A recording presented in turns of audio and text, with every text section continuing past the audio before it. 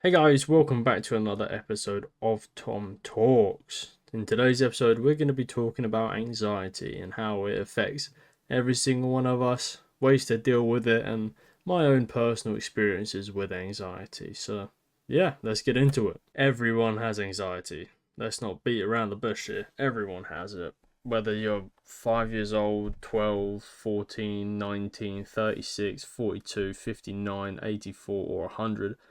Everyone has it, okay? And if you say you don't, you do. You just have it in a small amount compared to others. Some people have it, just before an interview, just normal nerves. Some people have it en masse where they can't even leave the house. And it's in large quantities, anxiety is a pain and honestly can be a life ruiner if left undealt with, to be honest. Now, it it can slow down your day. It can make you feel very fragile. It's just not kind. It's not kind. It's your fight and flight response, just constantly being in flight. You're in flight every second of the day. You ain't fighting nothing. You're saying, I'm safe here. I'm good here. I'm staying here. It's done. No one talk to me or touch me, kind of thing. It is horrible. And as someone who's been through it, it feels so much better being on the other side. But we'll talk about that in a minute. It can vary, obviously. Like I said, you can have it in small and large quantities. Small quantities ain't so bad. If anything, it's really healthy to have it in small amounts.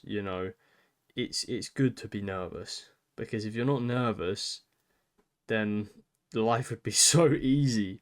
And that's exactly what anxiety wants. It wants life to be easy. You want to almost control the way things are, but unfortunately we can't. We can't control anything and everything, okay?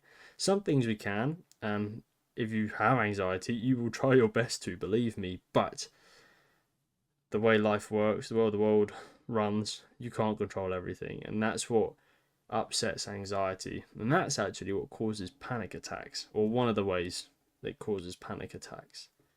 So if you have anxiety, do not worry. I mean, don't get me wrong, I'm not here to cure your anxiety. I'm here to help and, give you the advice as someone I'm 23. This is actually I'm recording it on my birthday right now. I'm 23 years old, which feels weird to say, and I've had anxiety for pretty much most of my teens up until about till I was about 18. I would say for a good 5 years I had crippling anxiety, and it was not fun. So I'm just gonna speak about my experience with it. Hopefully, bring you guys some comfort and kind of yeah open myself up to say, hey, look, this is what I had to deal with. I'm sure many of you had to deal with similar things as well. But we're gonna go from the beginning to the end. So buckle up, it's story time. Okie dokie. So I had or well, yeah, I don't have it anymore, but I had what's called separation anxiety. I could not be away from my parents. Like outside of like school was fine for the most part, but like if we were filling up with fuel, I had to be out the car and go inside the petrol place with them. Okay, if I couldn't see them, they've abandoned me. That was what my mindset was. I know why. It's because there was two instances when I was younger. The first instance was I was very young, and I think I was barely like 6 or 7 because my brother was in like a push chair, and my dog was with us as well. My mum had to rush off next door because our washing machine was broke. Simple as she was in a bit of a panic. She ran around the corner to the neighbours and left me and my brother and my dog alone. We were fine, okay? She did nothing wrong. Just a bit panicked as every adult is. But that is a memory I have that I feel like might have triggered it. But I just remember crying. I was like 7. I hated it. I was like, well, she's just gone. But no, she literally came back 5 minutes later. Easy peasy.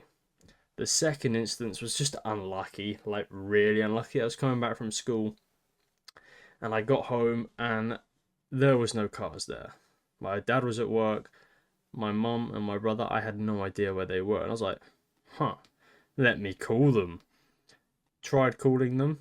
My phone decided to break on me, straight up break, glitch, everything. So I was like, oh, okay, maybe there's a note in the house. I was panicking, couldn't get inside the house, went to my neighbours. My neighbours weren't home. I was like, oh my god. I was just like in panic mode straight away. I did not know what was going on. I was stressed. I was like running around the city like, I need help. So I managed to go to a family member's house. I was like, oh my god, I think they've abandoned me. Like no one's telling me anything. It just turns out that my phone was broken, and my mum sent a message saying where she was and should be like 5-10 minutes. So those two scenarios or events are what I believe like triggered my separation anxiety. I couldn't stay home alone. I honestly couldn't stay home alone. I think I must have been like 14 or 15, so like not young but not too old. And like I was home alone. I can't remember. I think I might have been sick or something. And everyone was out, and I remember calling my dad. I was like, "Dad, I can't do it." Like he's just playing golf. He's like, "Mate, you're fine. Like you're fine. Nothing's happening to you. You're just at home." I was like, "Yeah, but you guys were bad." He's like, "I don't know about it. I've just picked up the phone to you, idiot. Like what what do you think we were banning you for?" And it's like your mind playing tricks on you because I know I annoy my parents, but why would they abandon me? Um, so yeah, it really did mess me up a little bit. Two innocent events made my mind think that's it. You're on your own now. And I guess that was my biggest fear at the time, was just being on my own. I mean, I'd lost my dog. I think I'd broken up with a girlfriend by then. I was just on my own. So it was very difficult. But as time went on, I kind of got better with it. Managed to stay home alone until one day. I think I was either 16 or 17, and we're going into a school assembly. And I just remember before we went in, the whole room just tilted left to right. And I was like, oh my God. And I felt my heart racing. And my friend, she was like, Tom, are you okay? And I was like, did the room just shake for anyone? She was like, no. And I was like, oh wow, okay. Sat down in the assembly, we're talking. And I honestly thought I was about to pass out. People would talk to me, and all I could hear was my heartbeat. I couldn't hear anything. I just remember stressing and sweating like, oh my god, like, are they, why am I stressing? And I still don't know why why I was stressing about it. Um, I just remember I just couldn't hear anything apart from my heart, and I was like, right, I'm gonna go to the doctors, the school doctors. They sent me home, and I stayed at home for about a month. Yeah, I couldn't leave the house. I was so scared of that happening again. It just triggered my anxiety right back to how it was when it first started. I was stressed. Couldn't believe it. It it just I was at home for a month. I obviously had to seek professional help, which is what I actually encourage. If it always comes back, honestly, a therapist is a great answer. Now, obviously, I was lucky with my therapist. She was just amazing. But I just remember my parents just saying, like, come on, let's go to school. And we'd drive, and I'd get like 5 minutes away from the house. Be like, nope, nope, nope, nope, nope, nope, nope, nope. Take me back. And they'd take me back, kind of thing. I mean, my parents are amazing through it.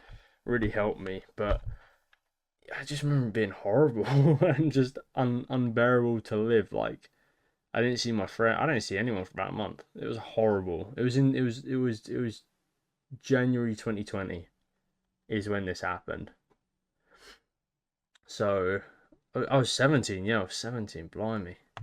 Um, it's just yeah, it's just I remember it being scary. But anyway, I then sought help from a therapist, and she taught me perspective. She trained my brain to learn perspective.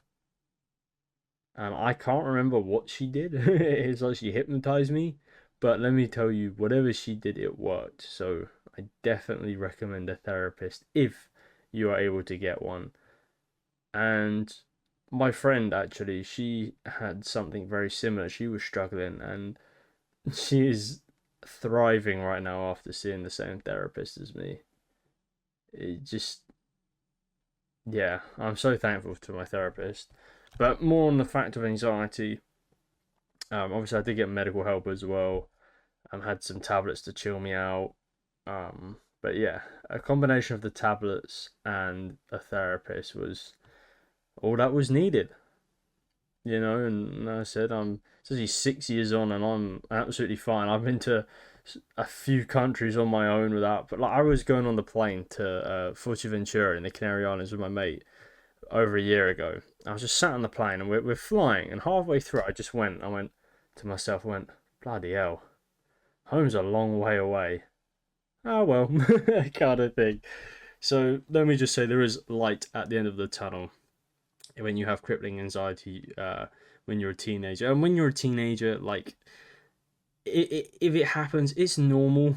It's just your mind, just everything's just maturing, getting older, learning more so quickly. And you're not in the best environment. Being at school and having anxiety are two things that should not mix together, but unfortunately the timings mix perfectly. If I ever get like a little panic attack or like a little anxiety attack just appear like nowadays, I have a few techniques I'd like to share with you.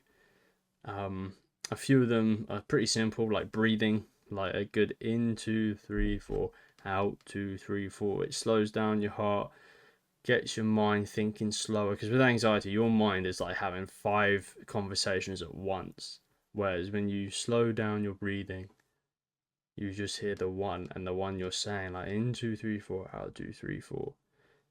So I definitely recommend controlled breathing. Um, there's one called, I call it the Joker mindset. There's a clip. This is my autism kicking in. There's a clip from the Dark Knight Rises. Was it Dark Knight? The one with Heath Ledger in it, anyway. And it's the scene where Batman's on the bike and he's driving straight at the Joker, and the Joker's going, "Come on, I want you to hit me. Come on, I want you to do it. Come on, hit me, hit me. Come on, hit me." And Batman doesn't hit him, just goes round him. What was it? So whenever I feel an anxiety attack coming along, I'm like, "Come on, I want you to do it. Come on, do it, do it. Come on, make me feel worried. Come on, do it." And I tell you, it's never actually won. I've always just managed to brush it aside and carry on with my day. Like, I'll just be walking to like an acting class and I'd feel a bit nervous, but come on then. Come on, let's get it over and done with. Come on. And anxiety just won't do it. It would just bottle itself up again. And so that's what I end up doing when it comes to anxiety. Or I just put some gum in, or a mint as well. Just anything to keep your mind at ease, that gives you comfort.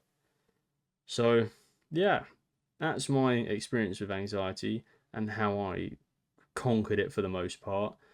Um, if you are suffering with it and have been for a few years, I would definitely recommend a therapist.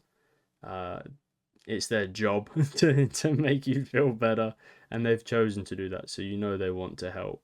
But anyway, that's going to be it from me, and I'll see you guys later. Goodbye.